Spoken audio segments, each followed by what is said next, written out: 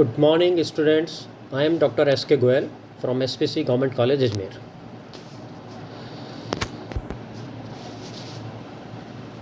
Advance costing problem या उच्च स्तरीय लागत समस्याएं। जैसा कि आप जानते हैं, हमने प्रीवियस क्लासेस में कॉस्टिंग के बारे में पढ़ा है, जहां पर हमने मेथड्स ऑफ कॉस्टिंग पढ़े हैं या मेथड्स फॉर कॉस्ट एसर्टेनमेंट पढ़े हैं, जिनमें मुख्य रूप से unit costing, job and contract costing, process costing, operating costing, batch costing, multiple और composite costing, cost plus costing, target costing आदि मेथड पढ़े हैं, जो मेनली कॉस्ट एसर्टेनमेंट के लिए काम में आते हैं। ये अलग अलग नेचर पर डिपेंड करता है कि किस नेचर का बिजनेस है, उसके हिसाब से कॉस्टिंग मेथड काम में लिया जाता है। इसके अलावा हमने पढ़ा है सिस्टम ऑफ कॉस्ट अकाउंटिंग, जिसमें हमने स्टैंडर्ड कॉस्टिंग, बस्टिंग पढ़ा है। ये दोनों जो हैं कॉस्ट एसर्टेनमेंट की टेक्निक नहीं है, बल्कि ये दोनों कॉस्ट कंट्रोल टेक्निक्स हैं। लागत नियंत्रण करने के दृष्टिकोण से इनका हम उपयोग करते हैं। इसके अलावा हमने टेक्निक्स ऑफ कॉस्टिंग में मार्जिनल कॉस्टिंग भी पढ़ा है, जहां मार्जिनल कॉस्टिंग में हम कॉस्ट को फिक्स्ड एंड वेरिएबल में अलग अलग बांटते हुए मार्जिनल कॉस्ट के आधार पर डिसीज़न लेते हैं। तो जो मार्जिनल कॉस्टिंग है, ये मेनली डिसीज़न मेकिंग टेक्निक है, जो प्रबंधकों के समक्ष इस प्रकार से सूचनाएं उपलब्ध करने में सहायक होती है ताकि वो डिसीज़न आसानी से ले सकें। तो यहाँ पर एडवांस कॉस्टिंग प्रॉब्लम्स में मेनली हम डिसीज़न मेकिंग से संबंधित जो चैप्टर्स हैं वही पढ़ेंगे। तो मेन इनका बेसिक जो है वो मार्जिनल कॉस्टिंग होगा, जिसमें डिफरेंशियल कॉस्टिंग भी आएगी, इंक्रीमेंटल कॉस्टिंग भी आएगी। तो ये सिस्टम्स हम इसमें पढ़ेंगे। अब इसमें हम लेते हैं कॉस्ट वॉल्यूम प्रॉफिट एनालिसिस और break even analysis.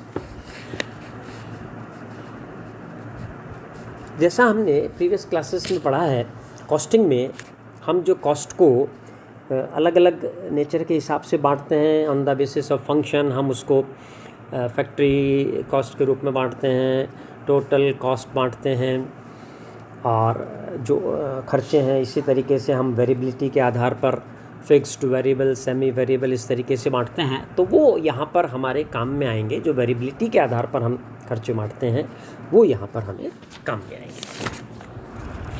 Cost volume profit और ब्रेक इवन एनालिसिस ये हम शुरू करते हैं। तो इसमें जैसा कि हम जानते हैं, आजकल के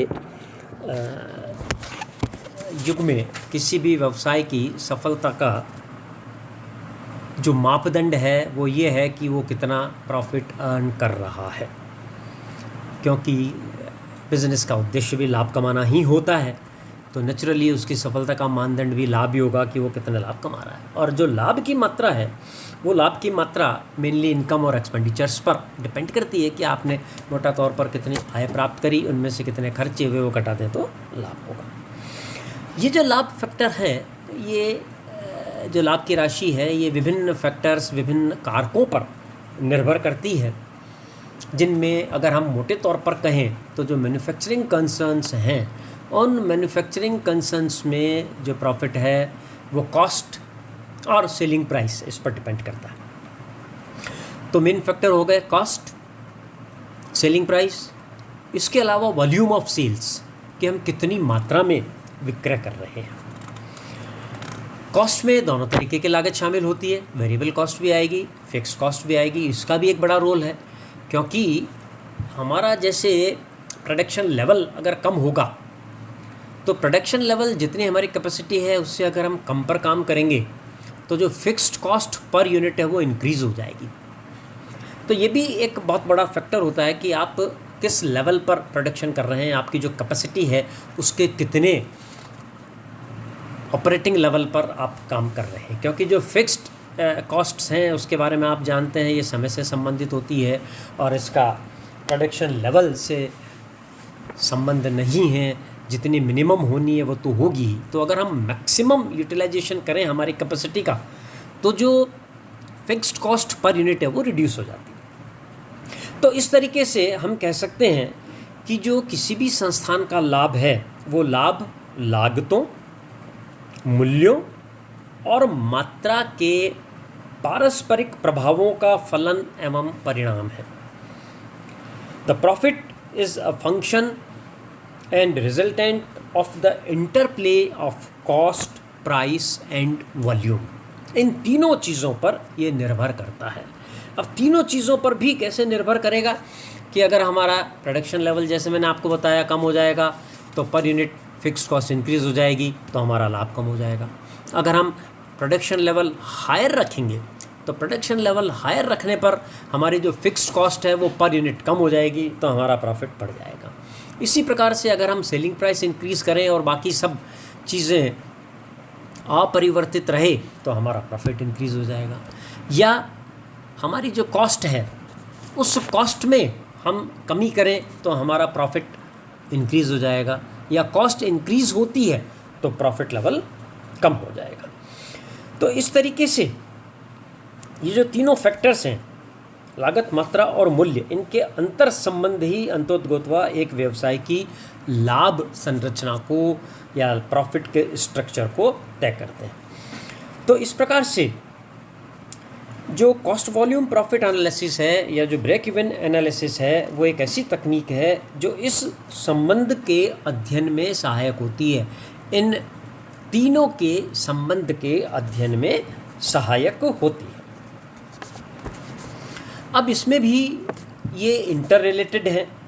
जैसे उत्पादन कितना किया जाए ये अन्य वस्तुओं या अन्य फैक्टर के साथ साथ इस चीज़ पर निर्भर करेगा कि मार्केट में आपके प्रोडक्ट की डिमांड कितनी है, और डिमांड आपकी एक बड़ा फैक्टर सेलिंग प्राइस पर भी निर्भर करता है कि आप सेलिंग प्राइस कम करेंगे तो डिमांड बढ़ेगी या सेलिंग प्राइस बढ़ाएंगे तो डिमांड कम हो जाएगी।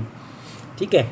इसी प्रकार से जो लाभ है वो वस्तु के विक्रय मूल्य और लागत पर निर्भर करता है, और जैसा मैंने आपको बताया लागत उत्पादन के स्तर पर भी प्रभावित होती है।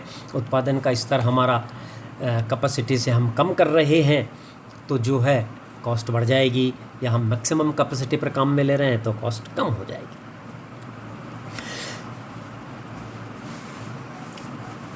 अब इसी प्रकार यहाँ जो ये एक कह सकते हैं हम कि ये जो है एक प्रॉफिट प्लानिंग अप्रोच, लाभ नियोजन अप्रोच है, और हरमन सी हेज़र ने ठीक ही कहा है कि एक औसतन व्यवसाय के लाभ नियोजन में व्यवसाय की मात्रा, लागत एवं मूल्य का संबंध सर्वाधिक महत्वपूर्ण घटक होता है। अब यहाँ पर एक सम विच्छेद विश्लेषण भी शब्द काम में आया है। तो जैसा कि आप जानते हैं ब्रेक इवन पॉइंट या सम विच्छेद बिंदु किसे कहते हैं हम। सम विच्छेद बिंदु जो है वो सम विच्छेद बिंदु क्रियाशीलता का वह बिंदु है जहाँ पर कुल आगम और कुल व्यय बराबर हो, या व्यवसाय की रेवेन्यू एंड एक्सपेंडिचर जहाँ पर बराबर हो। दूसरे शब्दों में हम कह सकते हैं सम विच्छेद बिंदु बिक्री का वह बिंदु होता है जहाँ पर आगम और लागत बराबर होता है, या जहाँ संस्था को नो प्रॉफिट नो लॉस होता है, नो प्रॉफिट नो लॉस, यानी कि आप जो सेल कर रहे हैं उन सेल से जो हमारे को कंट्रीब्यूशन अंशदान जो प्राप्त होता है वो अंशदान इतना ही प्राप्त होता है कि हम हमारी संस्था के फिक्स्ड कॉस्ट रिकवर कर पाएँ। तो ब्रेक इवन पॉइंट ऐसा बिंदु है जहाँ पर संस्था को नो प्रॉफिट नो लॉस की स्थिति होती है, विक्रय का वह स्तर है जहाँ पर कि कुल आगम कुल व्ययों के बराबर होती है, या विक्रय का वह स्तर है जहाँ पर प्राप्त कंट्रीब्यूशन हमारी फिक्स्ड कॉस्ट के बराबर होता है। ब्रेक इवन पॉइंट से अगर कम विक्रय होगा तो संस्था लॉस में होगी, और अगर ब्रेक इवन पॉइंट से हायर लेवल पर विक्रय होगा तो वहाँ पर हम लाभ कमाने की स्थिति में आ जाएंगे।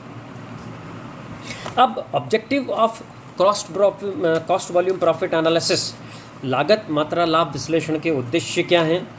लागत मात्रा लाभ विश्लेषण जो है एक वित्तीय प्रबंध में महत्वपूर्ण स्थान रखता है, क्योंकि ये लाभ नियोजन प्रक्रिया का एक महत्वपूर्ण अंग है।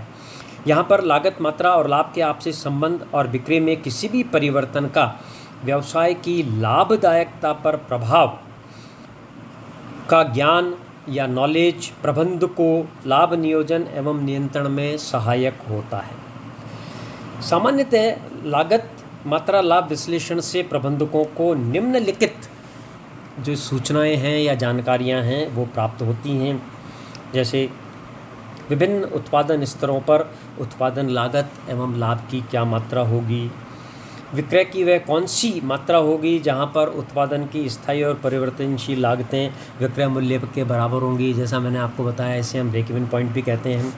निर्धारित लाभ अर्जित करने के लिए विक्रय मात्रा का स्तर क्या होना चाहिए, मूल्य लागतों एवं विक्रय मात्रा में परिवर्तन करने का लाभों पर क्या प्रभाव पड़ रहा है, वस्तु की मांग कम होने की स्थिति में लागतों में हम कितनी कमी की जाए ताकि पूर्व निर्धारित लाभ की मात्रा यथावत बनी रहे। वस्तु की मांग कम हो रही है और अगर हम सेलिंग प्राइस कम कर रहे हैं तो नेचुरली या तो हमें उसका वॉल्यूम बढ़ाना पड़ेगा या हमें उसकी कॉस्ट भी रिड्यूस करनी पड़ेगी। विक्रय मिश्रण में परिवर्तन, सेल्स मिक्स, जो एक से अधिक प्रोडक्ट बनाते हैं तो उसमें सेल्स मिक्स में अगर हम परिवर्तन करें तो उसका लाभों पर क्या प्रभाव होगा, या किसी संयंत्र के विस्तार का लागत पर क्या प्रभाव पड़ेगा,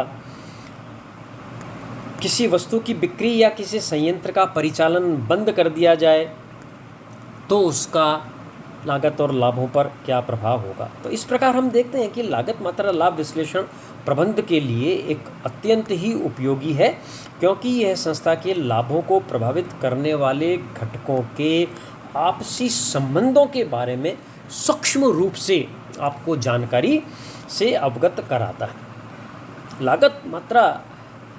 लागत लाभ मात्रा के विभिन्न कारकों यथा विक्रय मूल्य हो गया, विक्रय मात्रा हो गई, लाभ हो गया, परिवर्तनशील लागत, कुल लागत, इनमें से किन्हीं दो या अधिक कारकों के मध्य संबंध का अध्ययन करने की जो विधियां हैं, इन विधियों को हम दो भागों में बांट सकते हैं। समीकरण विधि, algebraic method and graphic method. तो मेन से यहाँ पर मुख्यतः हमें जो है यहाँ पर एल्जेब्रिक मेथड हमारे काम में आएंगे। एल्जेब्रिक मेथड जिसको हम कंट्रीब्यूशन टेक्निक्स भी किन्हीं विद्वानों ने कहा है, तो एल्जेब्रिक मेथड या कंट्रीब्यूशन मेथड्स क्या होते हैं, किस प्रकार से हम इनकी कैलकुलेशन करेंगे। मेनली इसमें मार्जिनल कॉस्टिंग की वही टेक्निक्स आएंगी जो हमने पढ़ी हैं, तो वो हम नेक्स्ट लेक्चर में देखेंगे कि ये किस प्रकार से हम कैलकुलेट करते हैं। Thank you.